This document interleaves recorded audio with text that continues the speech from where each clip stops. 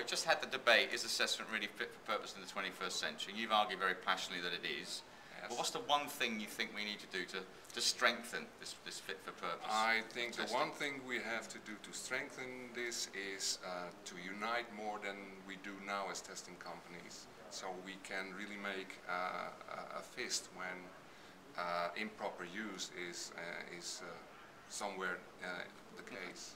So form more of a kind of community to strengthen our case, is what you're saying. Okay, well, Donald, you argue very passionately it's not fit for purpose, but you were actually challenged on the floor. What's the one thing that you think this needs to be done to make assessment fit for the 21st century from 2011 onwards?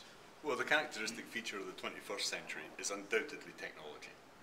Ask any 12-year-old. Ask any 12-year-old how they're tested, and they'll pick up a pen or pencil, so there's clearly a massive gap. How do you close the gap?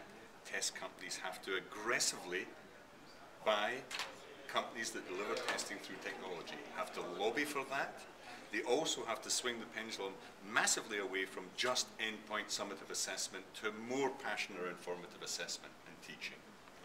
Otherwise, we're just testing kids to death, we're testing them away from education, and testing will become an even more destructive force than it's become. So you think technology will help with less obtrusive but more naturalistic, more relevant assessment? Well, first of all, it gives you the objectivity you need. If you want to be a game changer, and you want assessment to change the way people actually teach, which would be a good thing, then you have to get credibility around the objectivity of the testing.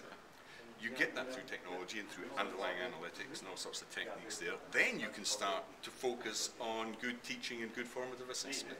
You guys could be a game changer if you just stopped delivering those long-form paper tests that kids have to mark up and see yourselves as being a participant in the whole learning process. And you can only do that with scalable solutions because the world's a big place. And to actually fund that, you need scalability anyway. And the old teachers are never scalable. Pen and paper isn't very scalable. Technology is massively scalable. Okay. Just to come back to you, Cor, to end, you were very passionate about the fact that you felt the alternative to assessment wasn't a very palatable one, in as much as you felt that assessment was fairer and things like that. Just want to end with a comment around that, because I think you both agreed essentially assessment's pretty fundamental. It's really an argument about how it's delivered, I think, and the audience it needs to be delivered to. Well, I think Donald has a very good point at aiming at technology as a leverage, as a thing to leverage this development. But then still you have to unite, because as soon as there's one company that goes for a cheap multiple choice solution, then probably the government will buy into that.